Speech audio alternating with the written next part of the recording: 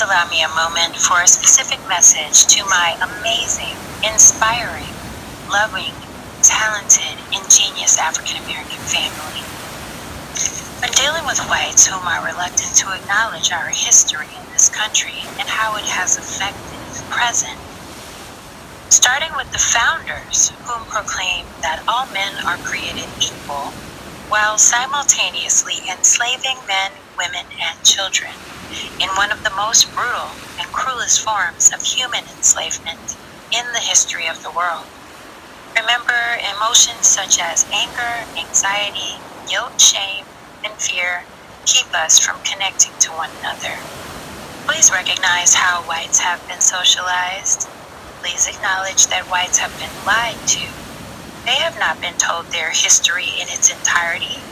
Most don't understand on a deep cognitive level this great tragedy that has occurred. I'm not entirely sure how it is possible, but whites have consciously forgotten the most difficult parts of the history of oppression in this country and have socialized themselves to ignore the harm done and go about as if it didn't happen, as if it was some long ago past. I was born just a year after one of our most important civil rights leaders was assassinated. It was not that long ago. African Americans are a passionate people, especially when we encounter whites, to educate them about their denial and dismissal of racism. During these encounters, please remember love. Please put love first, because these negative emotions such as anger, guilt, shame, and anxiety do not foster listening or being receptive to information.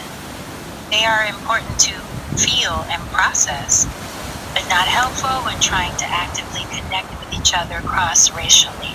Yes, there are whites that are purposely not acknowledging this oppressive history.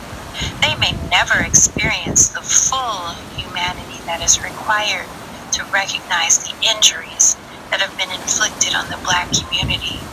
They will have chosen to be on a particular side of history.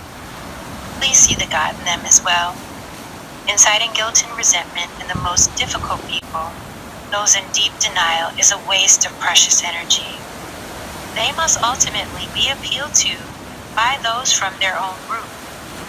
It doesn't mean we don't try to get through to them to be better human beings. It means that we have to take a more strategic approach with love and truth and freedom and anti-racism, which is why it's so important for us to create relationship with those whites that are open and have done the work to educate and prepare for intelligent interactions with Blacks, to show that true relationship is possible between Blacks and whites. Baseline, God created all of us. We are all God's manifestations. We are all worthy of love, healing, and eventually relationships across our differences.